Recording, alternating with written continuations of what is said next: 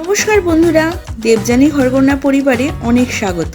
আজ চলে এসেছি একদম একটা নিরামিষ রেসিপি নিয়ে, এঁচোড়ের মালাই কোপ্তা কারি। খেতে অত্যন্ত সুস্বাদু, বাচ্চা থেকে বড় এটা খেতে খুবই পছন্দ করে। বাচ্চারা তো সবজি খেতে একদমই পছন্দ করে না, বিশেষ করে এঁচোড় একদমই নয়। তবে এভাবে কোপ্তা বানিয়ে দিলে অনায়াসে চেটে পুটে খেয়ে নেবে। তাহলে চলুন দেখে নেওয়া যাক আমার আজকের রেসিপি।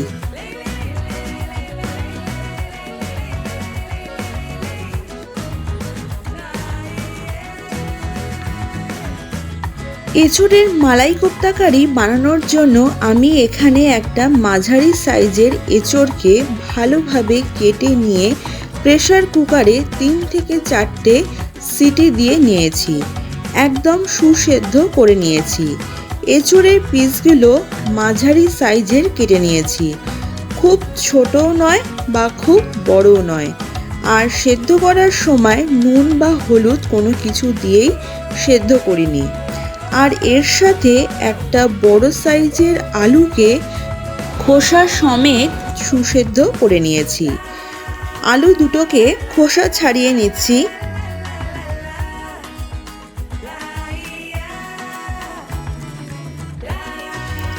এবার এঁচোড়ের সাথে আলুটাকে দিয়ে ভালো করে মেখে নেব। এঁচোড় আর আলুটাকে ভালো করে মেখে নিচ্ছি। দেখুন বন্ধুরা, কত সুন্দর করে এঁচোড় আর আলুটাকে মেখে নিচ্ছি।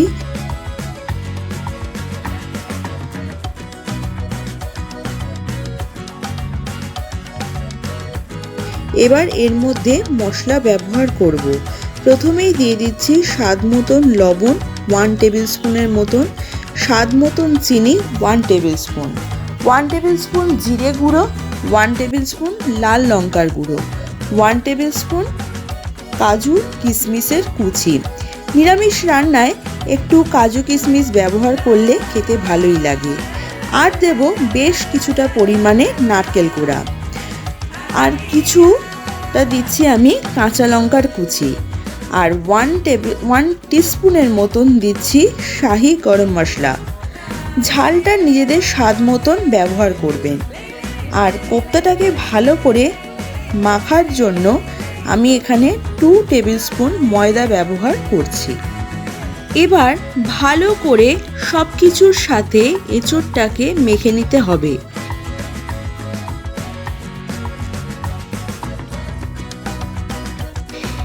দেখো বন্ধুরা, সব কিছুর সাথে সুন্দর করে এঁচোড়টাকে মেখে নিচ্ছি।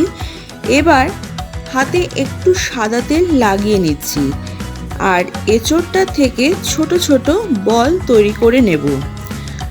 যদি চাও নিজেদের এই এঁচোড়ের শেপটা নিজেরা নিজেদের ইচ্ছা মতন দিতে পারো। আমি এখানে গোল গোল সাইজের শেপ করে বানিয়ে নিচ্ছি।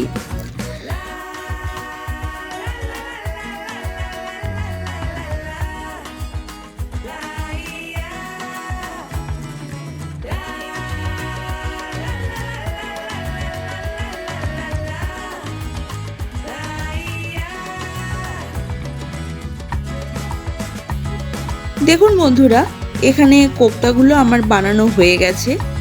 এবার কড়াইতে আমি পর্যাপ্ত পরিমাণে সাদা তেল দিয়ে দিচ্ছি এবং তেলটাকে লো টু মিডিয়াম আঁচে গরম করে নিচ্ছি, কারণ কোপ্তাগুলোকে ভাজতে হবে। তেল কিন্তু ভালো মতো গরম হয়ে গেছে। গ্যাসের আঁচটাকে লো টু মিডিয়ামে রেখে কোপ্তাগুলোকে ডিপ ফ্রাই করে নেব 2 থেকে 3টে ব্যাচে। দেখুন বন্ধুরা, কত সুন্দর করে আমার কোপ্তাগুলোকে ভেজে নিচ্ছি। বেশ সুন্দর সোনালি রং ধরলেই তুলে নেব।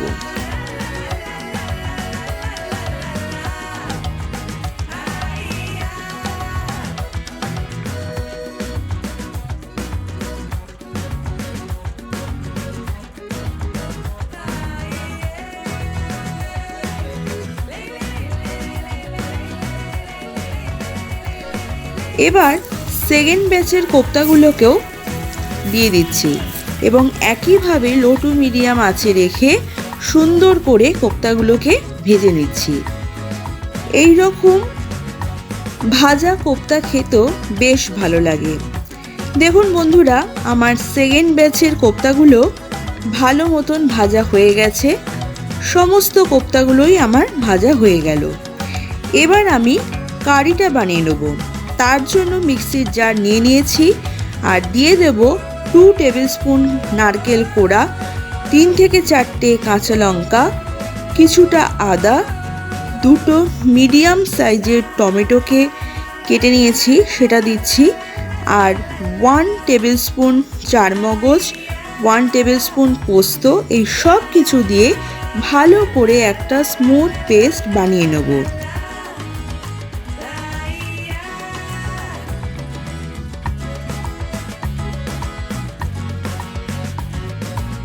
দেখুন বন্ধুরা, কত সুন্দর আমার স্মুথ পেস্ট বানানো হয়ে গেছে। এবার কোপ্তা ভাজার তেলের মধ্যেই কিছুটা ফোড়ন দিয়ে দিচ্ছি। 2টো শুকনো লঙ্কা ফাটিয়ে দিয়েছি, 1 টিস্পুন গোটা জিরে, 2 থেকে 4টে ছোট এলাচ, একটা দারচিনি, কয়েকটা লবঙ্গ আর একটা তেজপাতা। এই সব কিছু ফোড়ন আমি এর মধ্যে দিয়ে দিচ্ছি। ফোড়ন থেকে যখন সুন্দর গন্ধ বেরোতে শুরু হবে তখন দিয়ে দেবো আগের থেকে তৈরি করে রাখা পেস্টটা। গ্যাসের আঁচটাকে লো টু মিডিয়ামে রেখে ভালো করে মশলাটাকে কষাতে হবে। এবার এর মধ্যে দেব স্বাদ মতন লবণ, স্বাদ মতন চিনি আর 1 টিস্পুন কাশ্মীরি লাল লঙ্কার গুঁড়ো, আর দিচ্ছি মশলা ধোয়ার বাটির জলটা। সব কিছু দিয়ে আবারও ভালো করে কষাবো। আবারও কিছুটা গরম জল আমি এখানে ব্যবহার করছি। সুন্দর করে যখন মশলা থেকে তেল বেরোতে শুরু করবে তখন আমি এখানে 3 টেবিল স্পুন দুধের স্বর সাথে কিছুটা পরিমাণে দুধ ভালো করে মিশিয়ে নিয়েছিলাম আগের থেকেই। এই মালাইটা তৈরি করে নিয়েছিলাম, সেই মালাইটা আমি এর মধ্যে দেব। যদি আপনারা চান ফ্রেশ ক্রিমও ব্যবহার করতে পারেন। এবার এটা দিয়েও ভালো করে মিশিয়ে নিচ্ছি।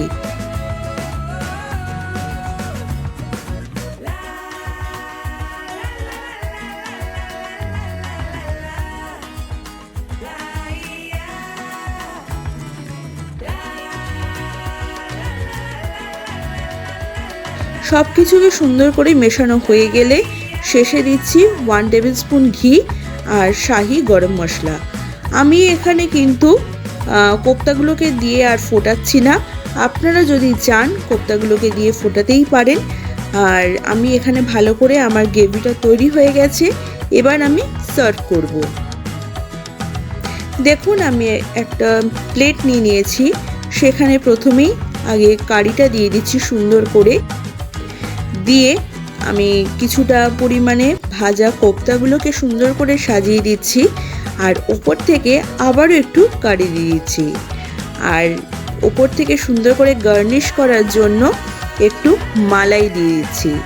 দেখতে কিন্তু বেশ ভালো লাগছে, তাই না? তাহলে বাড়িতে অবশ্যই বানান। একদম নতুন ধরনের রেসিপি, খেতে খুবই ভালো লাগবে। বাচ্চা থেকে বুড়ো সকলের কিন্তু এই রেসিপিটা খেতে সত্যি ভালো লাগবে। যে কোনো পূজা আচ্ছার দিনেও এই রেসিপিটা অনায়াসেই বানাতে পারেন। কেমন লাগলো আজকের রেসিপিটা কমেন্ট করে জানাতে একদম ভুলবেন না। যদি ভালো লাগে চ্যানেলটাকে সাবস্ক্রাইব করে আর ভিডিওটাকে লাইক শেয়ার করতেও ভুলবেন না। চলুন তাহলে আজকের মতন আসি, আবারও আসছি পরের দিন অন্য কোনো ভিডিওর সাথে।